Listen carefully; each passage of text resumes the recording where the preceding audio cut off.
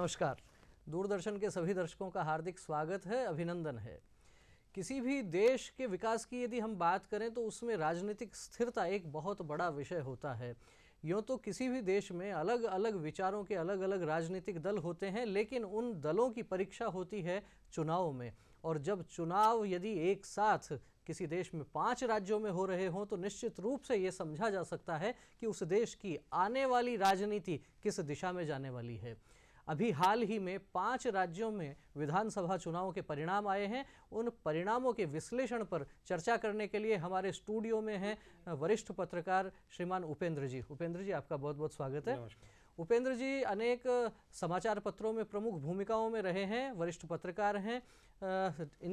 सबसे पहले उपेंद्र जी आपसे ये जानना चाहेंगे, जिस प्रकार से 5 राज्यों के जो चुनाव परिणाम आए हैं, हर एक राज्य की हम चर्चा करेंगे। सबसे पहले बात हम करना चाहेंगे पंजाब को लेके।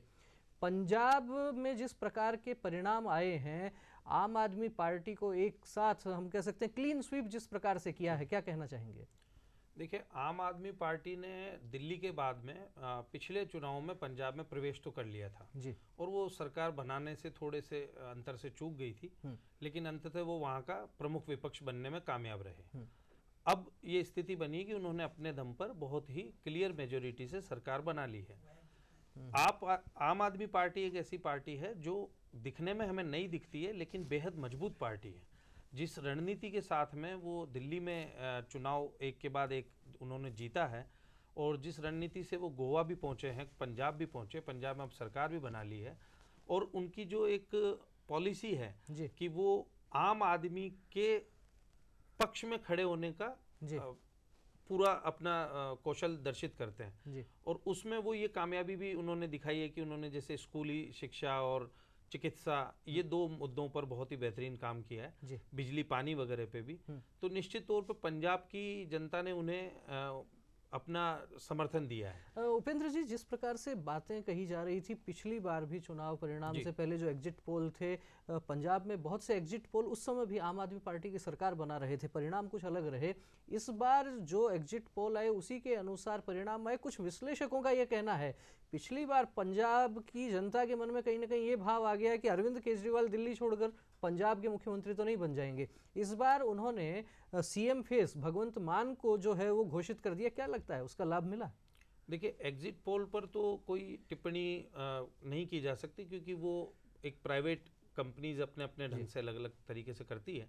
लेकिन हाँ, इस स्ट्रेटेजी पर जरूर बात की जानी चाहिए कि अरविंद केजरीवाल ने ये भाव समझते हुए पंजाब की जनता का और वहाँ के स्थानीय व्यक्ति को, जो वहाँ सांसद भी हैं और चूंकि वो रंगमंच और फिल्मों से जुड़े हुए रहे हैं, तो वहाँ लोकप्रिय भी हैं और उनका जातिगत समीकरण भी वहाँ बहुत अच्छा है। तो इस वजह से भगवंत मान को उन्होंने चीफ मिनिस्टर का पहले ही घोषित किया। क्या ये भी कहा जा सकता है कि आम आदमी पार्टी ने जिस प्रकार से क्लीन स्वीप किया है, भाजपा का कोई बहुत बड़ा वहां आधार नहीं था, शिरोमणि अकाली दल के साथ मिलकर लड़ते थे तो एक गठबंधन के नाते एक शक्ति बनती थी, इस बार अलग अलग रहे। कांग्रेस पार्टी भी एक प्रकार से कहा जा सकता है कि नवजोत सिंह सिद्धू की महत्वाकांक्षा और चन्नी के बीच में फंसी रही। तो क्या इन परिस्थितियों का लाभ आम आदमी पार्टी को मिला है? जी, निश्चित तौर पर मिला। अगर आपके सामने वाली पार्टी कमजोर होती है और अपने आपसी मनमुटाव से उबर नहीं पाती है, तो जो मजबूत पार्टी होगी वो जन समर्थन प्राप्त करेगी, और आप पार्टी ने वही किया है। न तो वहाँ आप पार्टी के लोगों पर कोई आरोप था, नए फेस थे सबके, तो लोगों ने उन्हें हाथों हाथ लिया है जी। और एक कामयाब उनकी पारी रहेगी, ऐसा अभी लग रहा है। अभी जो पंजाब की राजनीति चल रही है, इस चुनाव के परिणाम जब हम देखते हैं तो समझ में आता है। क्या लगता है, आम आदमी पार्टी ने तो अपना एक स्थान, प्रमुख स्थान बना लिया है। विपक्ष के लिए जो हम कह सकते हैं कि 3-4 पार्टियां, अब उनमें से कौन सी पार्टी प्रमुख विपक्षी दल बन सकती है आने वाले समय में? इन परिणामों को छोड़ दें यदि हम, क्या लगता है, शिरोमणि अकाली दल, कांग्रेस या कैप्टन अमरिंदर सिंह भी अलग होकर अपनी एक पार्टी बना चुके हैं, या भाजपा वहां कुछ नया करने वाली है? क्या लगता है? देखिए, पंजाब ही नहीं बल्कि पूरे देश में भाजपा जिस तरह की बड़ी ताकत बन चुकी है जी। ऐसे में उनका जो विपक्ष है, जो मूल उनके सामने विरोध में जो है, वो अब आप पार्टी ही बनेगी और पूरे देश में बनेगी, क्योंकि वो पंजाब में गवर्नेंस का एक ऐसा मॉडल स्थापित करेंगे जिसको फॉलो दूसरी स्टेट भी करेगी। मैं जानना चाह रहा था, पंजाब की जो राजनीति है उसमें प्रमुख विपक्षी दल के लिए अभी स्पेस है, अभी स्थान खाली है? जी, प्रमुख विपक्षी दल तो वहाँ शिरोमणि अकाली दल और कांग्रेस ही रहेंगे जी, क्योंकि उनका स्थानीय कैडर है वहाँ पे जी। और लंबे समय से वो सत्ता में रहे हैं, तो बहुत से इश्यूज पे उनका अपना दखल है। उपेंद्र जी, अब हम चर्चा करेंगे उत्तराखंड की। पंजाब के बाद में उत्तराखंड की यदि हम बात करते हैं, वहाँ 70 सीटें विधानसभा की हैं और भारतीय जनता पार्टी 47 सीटों के साथ में स्पष्ट रूप से वहाँ सरकार बना रही है। चुनाव से पहले ये कहा जा रहा था कि लगातार जिस तरह से भारतीय जनता पार्टी अपने मुख्यमंत्री वहाँ बदल रही थी बार बार में, और बहुत से विश्लेषक भी ये कह रहे थे कि ये भाजपा के लिए आत्मघाती भी हो सकता है, उस सब के बावजूद 70 में से 47 सीटें जीत पाना, क्या लगता है, कोई अंडरकरंट था? जी देखिए, इस राज्य को बने हुए करीब 22 साल हो गए हैं और पहाड़ी राज्य छोटा राज्य है, वहाँ एक भी बार सरकार किसी भी पार्टी की रिपीट नहीं हुई।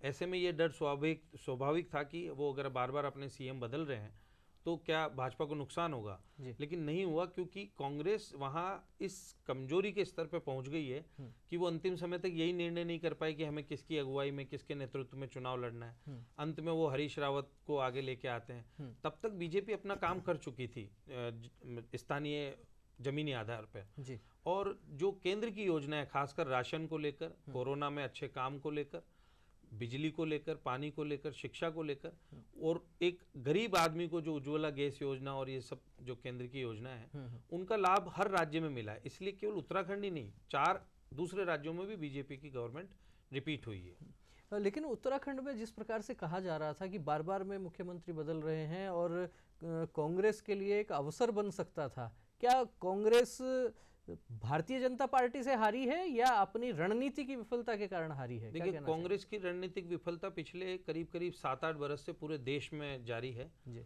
और वो मुश्किल से 10 या 15% चुनाव जीत पाई है जहां भी देश में कहीं चुनाव हुए हैं। तो उत्तराखंड में उनमें से एक और रणनीतिक विफलता है और मुझे लगता है कि कांग्रेस अब बहुत लंबा समय लेगी फिर से राजनीतिक फलक पर उभरने के लिए जी। उपेंद्र जी, बात करेंगे गोवा की। सामान्यतः भारत की राजनीति में जब भी गोवा का नाम आता है, मनोहर पर्रिकर का नाम याद रखा जाता है। लोग सोच भी रहे थे कि पर्रिकर के बिना चुनाव किस प्रकार का होगा, टफ हो सकता है। पिछले चुनाव में जो स्थिति परिस्थिति थी, इस बार कुछ अलग परिस्थितियां थी। क्या लगता है, भारतीय जनता पार्टी 40 में से 20 सीटें तो जीत चुकी है, वहाँ महाराष्ट्र गोमांतक पार्टी है, कुछ निर्दलीय लोग हैं, वे भी समर्थन देने वाले हैं भाजपा को, लेकिन बहुत छोटा सा प्रदेश है, केवल 40 विधानसभा क्षेत्र हैं। क्या लगता है, भाजपा आसानी से 5 साल सरकार चला पाएगी? बिल्कुल चला पाएगी, और आपने जो सवाल पूछा उसका पहले ही शब्द में आपने उसका उत्तर भी दे दिया, मनोहर पर्रिकर जी। भाजपा आज जो कुछ गोवा में है वो मनोहर पर्रिकर की विरासत है। उनकी ईमानदारी, उनकी साफ छवि और प्रशासनिक दक्षता, वो आज तक भाजपा का वहाँ का स्थानीय कैडर उसको लगातार अब यहाँ तक लाया है। ऐसे में कई बार वहाँ छोटी मोटी उठापटक हुई है राजनीतिक स्तर पर, लेकिन भाजपा वहाँ बेहद मजबूत स्थिति में है और अभी भी सीटें उसकी बहुमत के बिल्कुल नज़दीक है, तो वो आराम से सरकार चलाएगी। और चूंकि भाजपा का राष्ट्रीय नेतृत्व भी सशक्त है, तो किसी भी राज्य में कोई दिक्कत होने पर वो मदद भी करता है। अनेक राज्यों में पहले भी भारतीय जनता पार्टी ने कोई डैमेज होता दिखा तो उसको कंट्रोल करने का काम किया है। बिल्कुल। उपेंद्र जी, अब चर्चा करेंगे हम नॉर्थ ईस्ट की। खासतौर पर भाजपा के लिए ये कहा जाता था कि हिंदी पट्टी वाले जो राज्य हैं उनमें भाजपा बहुत अच्छा करती है। दक्षिण भारत में या उत्तर पूर्व में भाजपा का विचार उस तेज गति से नहीं फैल पाया था, लेकिन फिर भी हम देखते हैं कि पिछले 6-7 वर्षों में ये धारणा बदली है। और मणिपुर में जो चुनाव हुआ, 60 विधानसभा क्षेत्र हैं वहाँ पर, और 60 में 32 सीटें भाजपा जीत रही है। तो क्या कहा जा सकता है, मणिपुर में सरकार बनाना केवल ये विषय नहीं है, क्या भाजपा का जो विचार है वो पूरे देश में कश्मीर से कन्याकुमारी तक चारों तरफ फैल रहा है? और क्या लगता है कि नॉर्थ ईस्ट में भी जिस प्रकार से भाजपा आगे बढ़ी है, तो उसके कारण क्या बंगाल की राजनीति भी प्रभावित हो सकती है? देखिए, प्रधानमंत्री नरेंद्र मोदी जी की एक ऐसी छवि है जो बहुत लंबे समय बाद भारतीय राजनीति में दिखी है कि कोई एक राष्ट्रीय नेता ऐसा है जिसका पूरे देश में असर है। ये उनकी छवि है कि भाजपा अब असम में रिपीट हुई है, दूसरी बार सरकार में लगातार। त्रिपुरा, जहाँ की वामपंथियों का बहुत बड़ा गढ़ था, वहाँ भाजपा ने सरकार बनाई। ये दोनों इलाके नॉर्थ ईस्ट में है। और तीसरी सरकार जो मणिपुर है वहाँ पे भी रिपीट हुई है जी। तो ऐसे में ये उनका कद है, भाजपा की मेहनत है, स्थानीय कार्यकर्ताओं का निश्चित तौर पे एक अलग किस्म का काम वहाँ रहा होगा कि नॉर्थ ईस्ट के 3 बड़े प्रदेशों में अब भाजपा का विचार, भाजपा की जो राजनीति है वो पहुँच गई है और गहरे पेट में पहुँच गई है जी। केवल सतही नहीं है, अन्यथा ये रिपीट नहीं होती गवर्नमेंट। तो उपेंद्र जी का कहना है कि मणिपुर में जो सरकार बनी है 60 में से 32 सीटें जो आई हैं ये कहीं ना कहीं भाजपा को वहां जड़ों तक मजबूत करने वाला ये परिणाम है भाजपा के पक्ष में जो आया है। अब बात करेंगे उस प्रदेश की जिसकी सर्वाधिक चर्चा रही है देश में और जिसके लिए ये कहा जाता है कि यदि आपको दिल्ली की गद्दी पर बैठना है तो वह रास्ता उत्तर प्रदेश से होकर जाता है, वह रास्ता लखनऊ से होकर जाता है। उत्तर प्रदेश के चुनाव परिणामों की बात करते हैं तो बहुत बड़ा एक तथ्य ये निकल कर आ रहा है कि पिछले 71 वर्ष में योगी आदित्यनाथ पहले ऐसे मुख्यमंत्री हैं जिन्होंने अपना कार्यकाल पूरा किया और जिनके नेतृत्व में दोबारा भाजपा की सरकार वहां बनने वाली है। सबसे पहले जानकारी ये चाहेंगे, क्या लगता है कि इतनी स्पष्ट जो बहुमत है वो उसके पीछे योगी की छवि है या प्रधानमंत्री नरेंद्र मोदी की छवि काम आई है? जी, आपने प्रचार के दौरान देखा होगा कि वो लगातार ये प्रचार कर रहे थे डबल इंजन की सरकार जी। तो ये जो आपने कहा ये दोनों बात सही है। वहाँ प्रधानमंत्री नरेंद्र मोदी जी की छवि भी बहुत कारगर साबित हुई है जी। और एक तरह से उन्होंने अंतिम जो दौर था चुनाव का उसमें तो पूरा पासा ही पलट दिया जी। और स्थानीय स्तर पर जो योगी आदित्यनाथ मुख्यमंत्री हैं वहाँ पे उनकी प्रशासनिक दक्षता जो कि इस समय पूरे देश में चर्चा में है, 25 करोड़ की वहाँ आबादी है, इतने बड़े राज्य को संभालना प्रशासनिक और राजनीतिक स्तर पर बेहद मुश्किल होता है। और सबसे बड़ी बात जो है यूपी में भाजपा जम चुकी थी 2014 में जब वो 80 में से 70 प्लस लोकसभा सीटों पर आई। उसके बाद 17 में उन्होंने वहां सरकार बनाई, 2019 में वो फिर 80 में से 70 प्लस सीटों पर आई और अब 2022 में फिर आई है। ये अचानक नहीं हुआ है, अप्रत्याशित नहीं हुआ, जो लगभग 5 से 6 साल का उनका वहाँ मेहनत थी उनके कार्यकर्ताओं की, उनकी पार्टी की, वो स्पष्ट रूप से दिख रही है। और यूपी में मुझे लगता है कि ये सीट में अगर 20-30 सीट और भी ज्यादा होती तब भी कोई अप्रत्याशित बात नहीं होती जी। हाँ, अगर वहां सरकार बीजेपी की नहीं बनती तब इसे कहा जाता है कि ये क्या हुआ, लेकिन अभी जो हुआ है वो आशानुकूल है, राजनीतिक पंडितों के मान्यता अनुसार है। आपने एग्जिट पोल की शुरू में चर्चा की थी जी। सभी ने यूपी में बीजेपी को प्लस बताया था, वो लगभग 403 विधानसभा क्षेत्रों में से 273 सीटों पर भाजपा जीती है, समाजवादी पार्टी 125 पर रही है। यूँ तो पिछले चुनाव के अनुसार यदि तुलनात्मक अध्ययन अपन करते हैं तो भाजपा 312 से 273 पर आई है, समाजवादी पार्टी 47 से बढ़ के 125 पर आई है जी। लेकिन जब उत्तर प्रदेश की राजनीति को, यदि पिछले 3-4 दशकों की राजनीति हम देखते हैं तो लगता है कि उत्तर प्रदेश में सीधा 2 दलों में मुकाबला बहुत लंबे समय बाद में रहा होगा। सामान्यतः माना जाता था कि भाजपा, कांग्रेस, सपा और बसपा ये चतुष्कोणीय मुकाबला हुआ करता था। इस बार यदि बहुत से विधानसभा क्षेत्रों का हम रिजल्ट भी देखते हैं तो कांग्रेस या बसपा बहुत थोड़े थोड़े वोट, कुछ हजार वोटों पे, कोई 2000, 5000, 10,000 वोटों पे सिमट गए। क्या लगता है उत्तर प्रदेश की राजनीति भी क्या फिर से द्विदलीय, द्विध्रुवीय राजनीति की ओर बढ़ रही है आगे? देखिए, निस्संदेह भाजपा ने इस समय करीब 17 राज्यों में अपनी सरकार बना ली है पूरे देश में जी। और उत्तर प्रदेश में जो सरकार बनाई है उसका महत्व अलग है क्योंकि वहाँ 80 लोकसभा सीट है तो वो उनको आम चुनाव में भी मददगार साबित होता है वो राज्य जी। ऐसे में वहां पर भाजपा ने ये तो स्थापित कर ही दिया है कि कैजुअल पॉलिटिक्स, मौसमी राजनीति से अब काम नहीं चलता। 365 दिन आपको 24 घंटे काम करना पड़ता है। पार्ट टाइम पॉलिटिक्स नहीं पार्ट टाइम पॉलिटिक्स नहीं चलेगी, गंभीरता से काम करना होगा। बसपा और कांग्रेस यूपी में पार्ट टाइम पॉलिटिक्स कर रहे थे, सपा कुछ हद तक कुछ पार्ट टाइम कुछ रेगुलर काम कर रही थी, उतना ही उसको फल मिल गया जी। अगर वो बीजेपी से टक्कर लेना था उसको तो वो भी अगर पूरा 365 दिन के हिसाब से काम करती 5 साल तो शायद वो और ज्यादा सीटें ला पाती जी। पर जो बिल्कुल पार्ट टाइम ही पॉलिटिक्स कर रहे हैं वो 2 या 3 सीटों पर सिमट गए। सपा उनसे बेहतर थी तो 125 पर, वो वहाँ मुख्य विपक्ष है और वो अभी खत्म नहीं हुई है क्योंकि मुख्य विपक्ष की पार्टी का हमेशा राजनीतिक दखल रहता है। बीजेपी जरूर एक सभी राज्यों में वो एक ऐसी ताकत के रूप में उभरी है जो बहुत गंभीरता से पॉलिटिक्स करती है।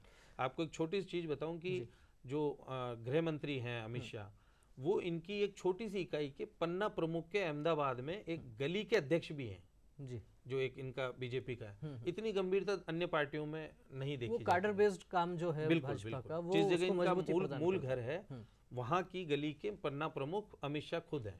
अब इससे बड़ी गंभीरता क्या होगी? तो इस बात से समझा जा सकता है कि यदि भारतीय जनता पार्टी लगातार चुनाव जीत रही है तो संगठन की योजना और रणनीति किस तरह से काम करती है।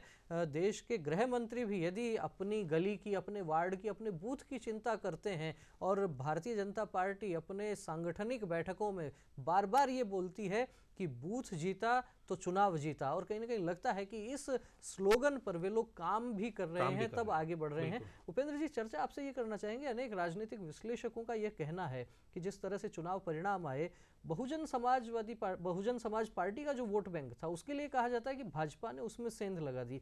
दूसरा मत कुछ लोग ये भी कहते हैं कि अनेक स्थानों पर जहां ये लगता था कि समाजवादी पार्टी भाजपा को कड़ी टक्कर दे सकती है, वहां बसपा ने कैंडिडेट इस प्रकार के उतारे जिनसे सपा को नुकसान हुआ। क्या कहना चाहेंगे, कोई जिस प्रकार से बसपा ने कैंडिडेट उतारे हैं उनका भी लाभ भाजपा को मिला है? हाँ, निस्संदेह मिला, क्योंकि भाजपा के पास मुस्लिम कैंडिडेट तो थे नहीं।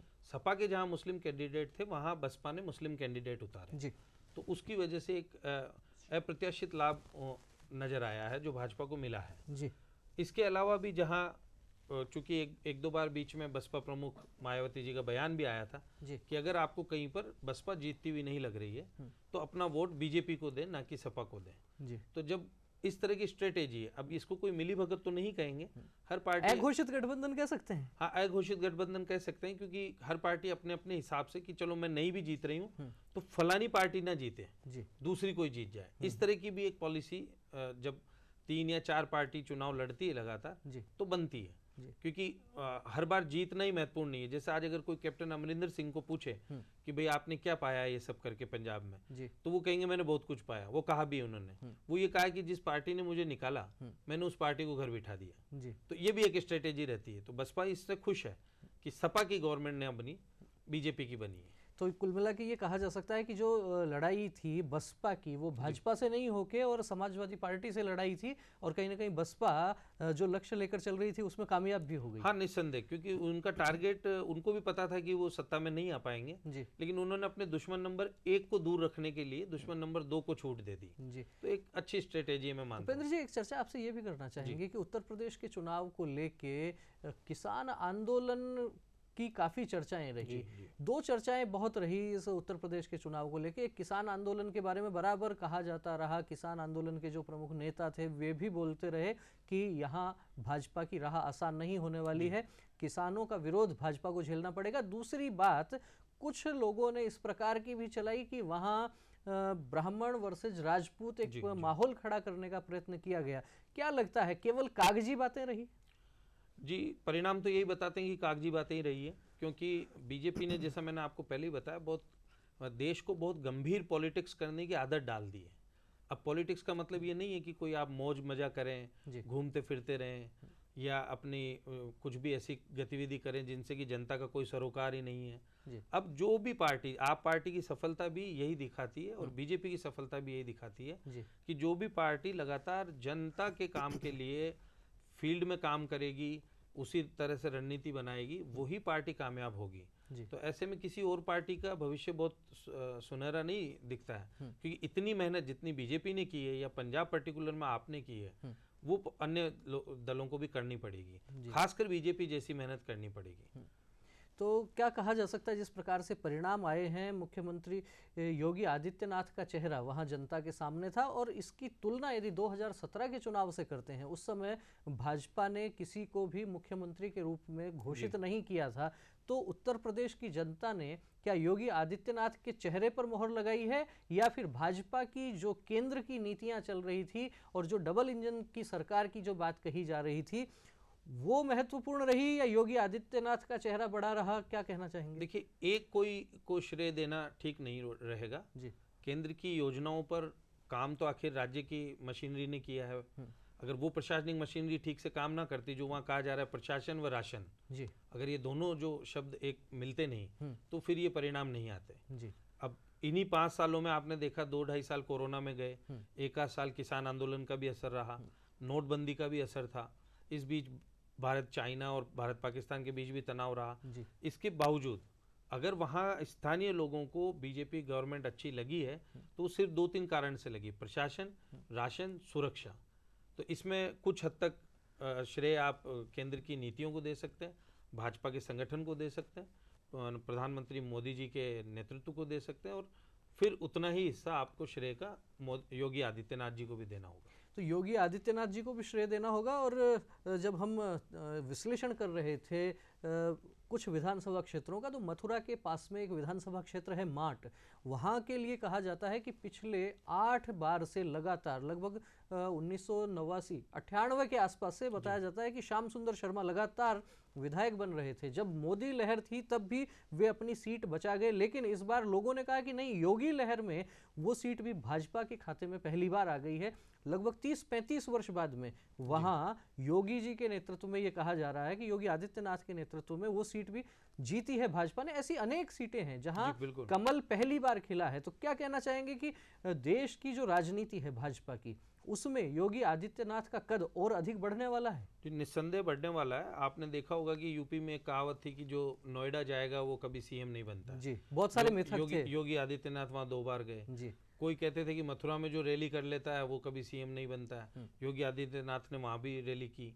इसके अलावा और भी बहुत मिथक थे। एक्सप्रेस बनाने वालों के लिए कहते थे। वे बनाने वाले जो हैं वो कभी सत्ता में नहीं लौटते हैं। जी। लेकिन योगी आदित्यनाथ जी ने जब अभी चुनाव से थोड़ा पहले ही बहुत सारे टीवी चैनल्स में इंटरव्यू दिए थे, तो सब में उन्होंने ये कहा था कि मैं आ रहा हूँ ना, मैं आ रहा हूँ ना। और वो इतना एक पॉपुलर हुआ, और जो उनके साथ पब्लिक का एक अभूतपूर्व जुड़ाव है, ईमानदार छवि है, देर रात तक काम करते हैं, सुबह जल्दी उठ जाते हैं, एक योगी की छवि, सन्यासी की छवि है। आज हमारे देश में आज से ही नहीं, सदियों से सन्यासियों को बड़ा स्नेह और बड़े आदर के साथ देखा जाता है। और ऐसे सन्यासी जो राजनीति में हो, जिनका कोई परिवार नहीं, और फिर भी वो जनता के लिए इतने समर्पित हैं। आपने उपेंद्र जी जिस प्रकार से बात की योगी आदित्यनाथ की वेशभूषा की, या वो जिस प्रकार से संत हैं, ये बात आप कह रहे हैं, अध्यात्म का एक अपना विषय हो सकता है। और भारतीय जनता पार्टी के मुख्य मुद्दों में, जिस प्रकार से हम कहते हैं कि अयोध्या में राम मंदिर, तो वहाँ चुनाव के दौरान भी ये देखने में आया कि अयोध्या, मथुरा, काशी बार बार में चर्चा होती रही। वहीं दूसरी तरफ बात होती रही कानून व्यवस्था की, प्रशासनिक व्यवस्था की।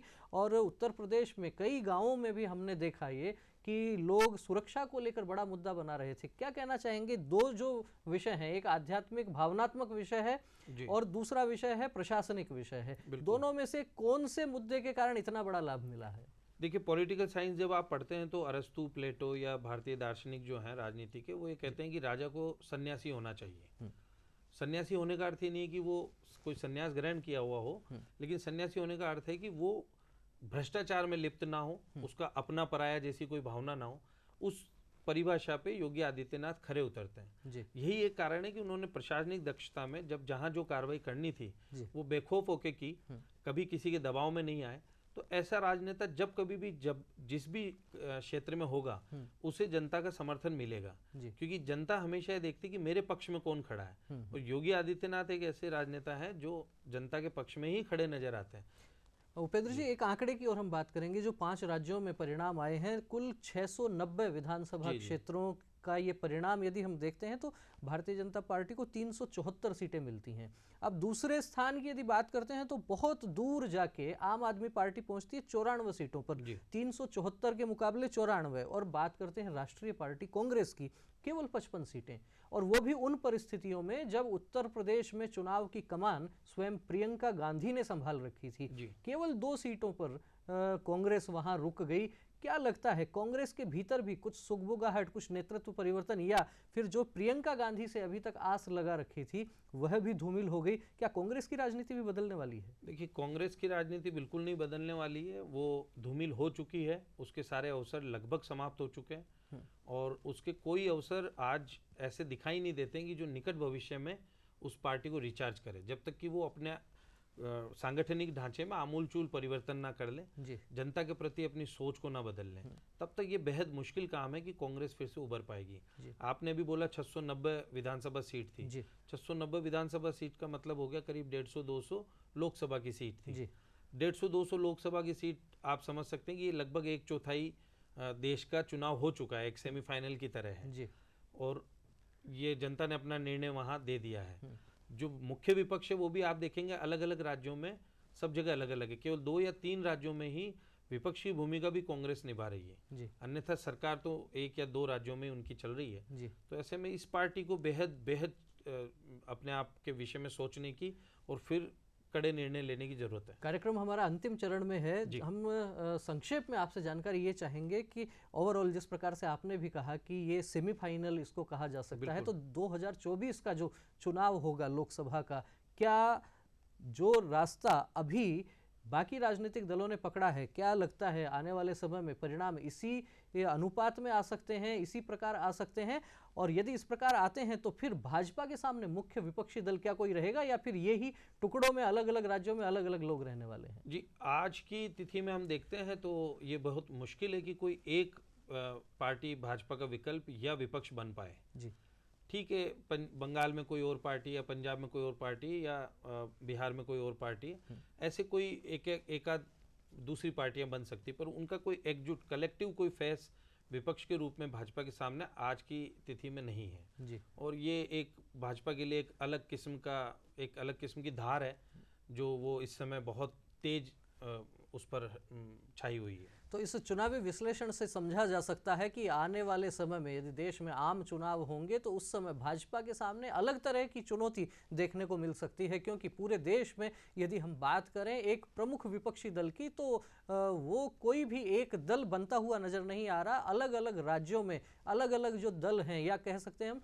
कि जो क्षेत्रीय दल हैं, जो क्षत्रप हैं, उनकी चुनौतियों से भाजपा को जूझना पड़ेगा। उनसे अलग अलग तरह की योजनाएं, अलग प्रकार की रणनीति, क्योंकि हर एक राज्य का मिजाज अलग होता है, हर एक राज्य की राजनीति अलग होती है। तो देखते हैं देश की राजनीति आगे किस प्रकार से बदलती है, कौन सी करवट लेती है। फिलहाल तो जो 5 राज्यों के चुनाव परिणाम आए हैं उनमें भारतीय जनता पार्टी ने पंजाब को छोड़कर 4 राज्यों में सरकार बनाने की तैयारी कर ही ली है।